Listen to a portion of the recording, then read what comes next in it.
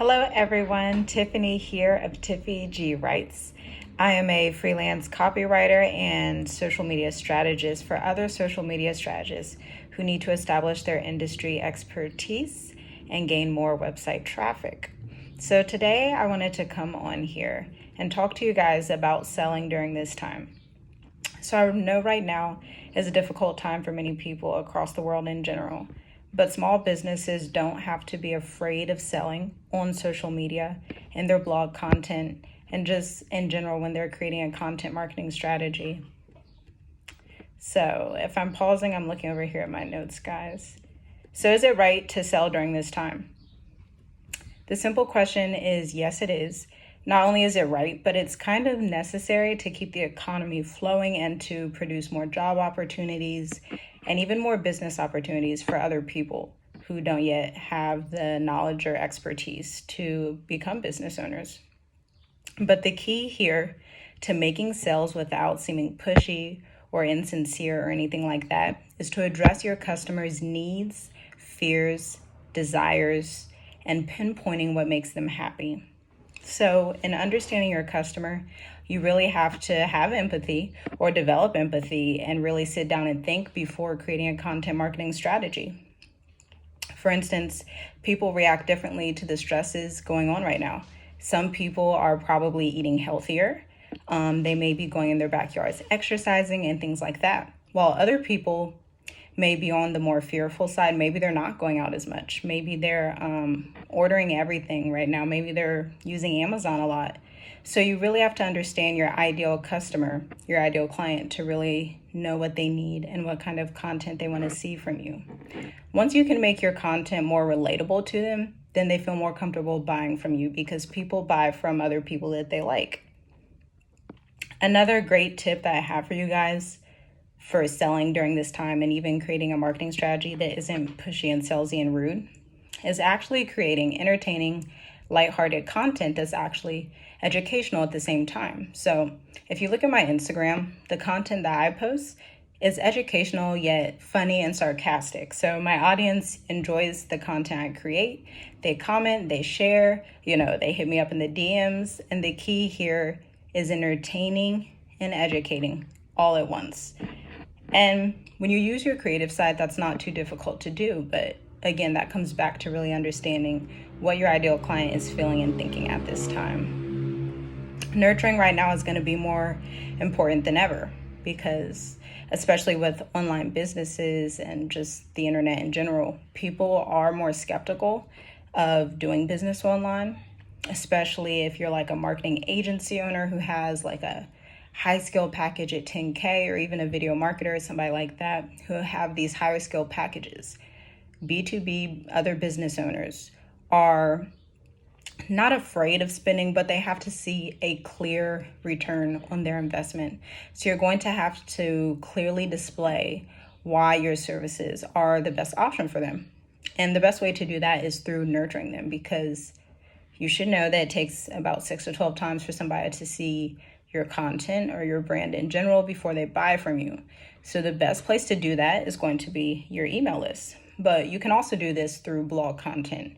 If you're consistent with it, if you're creating blog content on a consistent basis every month for a long time, that's how you build industry expertise and trust. And we know part of the buyer's journey is understanding, know, like, and trust. So first we have to create awareness for your business.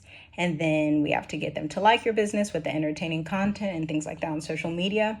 And then to build the trust factor, you're going to have to nurture them. Sometimes you can be on social media nurturing, but it's really best to either have an email list or a blog. Really, you should have both, but this is the best way to establish industry expertise right now. And it's even been like that in the past. I think everything going on just kind of heightens that and really puts that into perspective. Next, we are going to talk about why blogging is more important than ever. So the days when you could just create like fluffy blog content with like clickbait headlines and things like that are over. And long form blog content is beating out short form blog content tremendously just because people only want to hear from experts at this time. Right now, blogging is one of those things that's not, how should I put it? It's not hard to come by a blog. Most content people consume is either social media, and then once they leave the social media site, they may be directed to someone's blog. And not all of these people are experts. And when you're trying to gauge someone's industry expertise, you may visit their website. And if they don't have a blog or anything to really back up what they're talking about and what they're displaying on social media, then you're going to start to trust that person less and be more hesitant to buy from them. We're also going to have to be more clear in our messaging and being able to get straight to the point in all marketing collateral. Not the long form captions and like long storylines and email content isn't good and viable anymore, but studies show that B2B businesses, consumers, I should say, B2B consumers don't have enough time to really read all of your content. They want your content to be skimmable, even in emails. They want it to be straight to the point. They want to see a clear understanding of what they're getting from what you're offering. They want you to get straight to the point and tell them what you have to offer without any fluff. Now, you can still tell stories, vivid, beautiful stories still, without, writing a 500-word blog post in an email. Next, so we talked about longer posts. And right now I want to get into some industry statistics. You're going to have to create industry statistics in your content marketing strategy, whether that's on social media, blogs, or even on your email list. Statistics can and should be used everywhere because, like I said before, there's Instagram influencers, there's online businesses, there's all kinds of wonderful businesses popping up, but you really don't know who is the right fit for you unless they're able to clearly tell you that and establish their own industry expertise with statistics. So you as a marketing professional, a social media strategist, your goal is to establish industry expertise before you even have like a sales call, before the person even gets in contact with you. You want your industry expertise to already be established with the content that you create, either on social media, your blog, and your email list. You just want that trust factor to already be established. So by the time they contact you, they're already ready to go and want to buy your services and want to do business with you. The next point I have for you guys is actually creating unique graphics instead of using so much stock photo sites. I get it. There's so much free stock photo content websites out there, and a lot of them are really amazing. They have like really unique looking photos and things like that, and they're definitely fun. But when it comes to long form blogging, according to some of the business statistics on HubSpot, and I'm going to link some of these down below for you guys. According to some of these statistics, unique graphics that are actually created by you as the social media strategist are just going to rank much better in the Google search engine. They already have the bots kind of designed in a way that places industry in, how should I say this? They have the bots designed in a way that allows certain blog posts to rank higher when they're establishing industry expertise using the guidelines that Google lays out.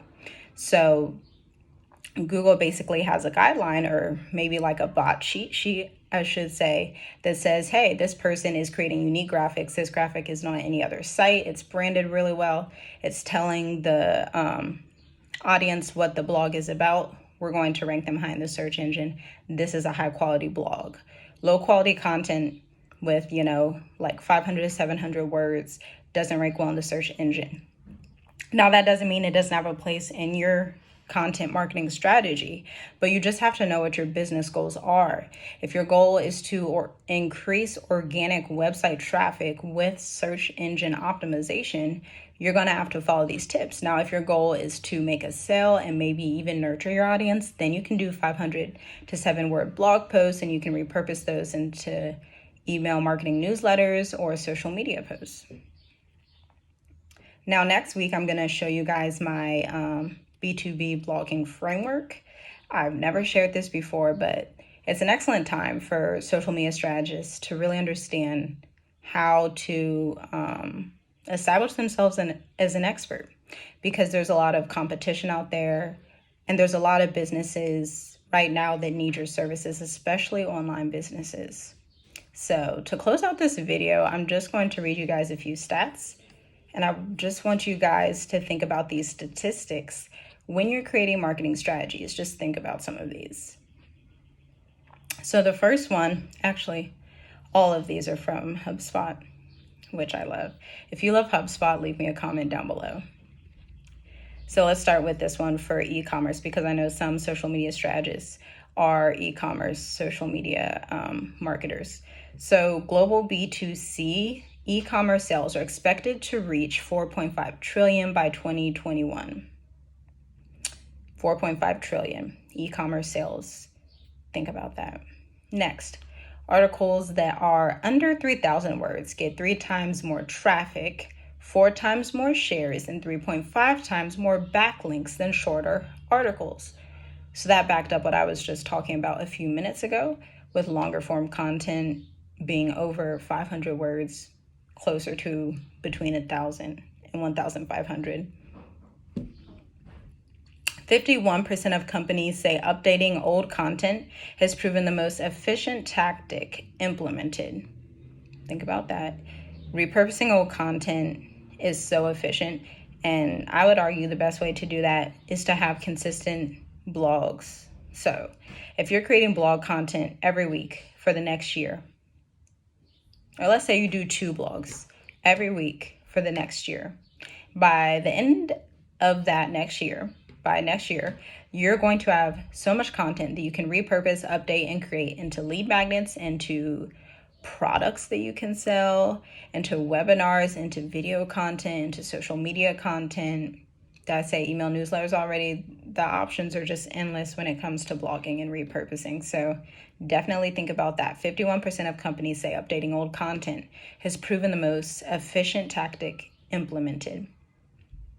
Now, there's one thing I want to go back to before we close out this video.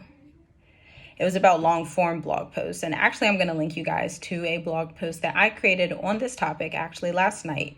So that will be linked down there. Check that out. But this stat that said articles that are under 3,000 words get 3 times more website traffic and 4 times more shares and 3.5 more backlinks than shorter articles. And that was back in 2019. So somebody asked me yesterday if long form, do people actually read long form articles? And the answer is not really. People don't actually read every single word of a long form article, but when you create long form content, Google boosts your ranking in the search engine and you get more website traffic. And if you have compelling website copy and your call to actions are amazing and you're really relating to your consumer on your website, on your social media content, with your inbound marketing strategy in general, then you're inevitably going to get more sales and happy customers. But I also want to point out that you can make your content skimmable. Your blog content, especially if it's 2,000 to 3,000 words, it has to be skimmable and it has to be broken down into sections. So you're going to have 2 to 3 sentence paragraphs. That means lots of images. That means including statistics. That means maybe adding GIFs to bring about a little bit of personality into your content, adding interesting graphics, like I was saying, creating your own graphics, having screenshots for like ultimate blog type guides and articles like that. So definitely think about that. And that is actually a service that I provide to social media strategists and social media marketing agencies that are looking to establish their industry expertise and authority. So in the meantime, until the next video, if you guys would like to get in contact with me for that, you can actually go to the link down below and schedule a call with me. Click option 1. Option 2 is a different service offering. But if you want to discuss long form blogs to create industry expertise as a social media strategist or social media agency owner, click the link below to have a free 30-minute call with me, and we can go over what some of your business goals are and how I can help you establish your industry expertise, make sure to choose option 1. And if you guys have any questions, leave them down below. Or if you want to message me one-on-one on Facebook, Instagram, LinkedIn, YouTube, I'm pretty much everywhere. You can get in contact with me, just private message me, DM me, and I will get back to you. Until then, I will see you guys next week.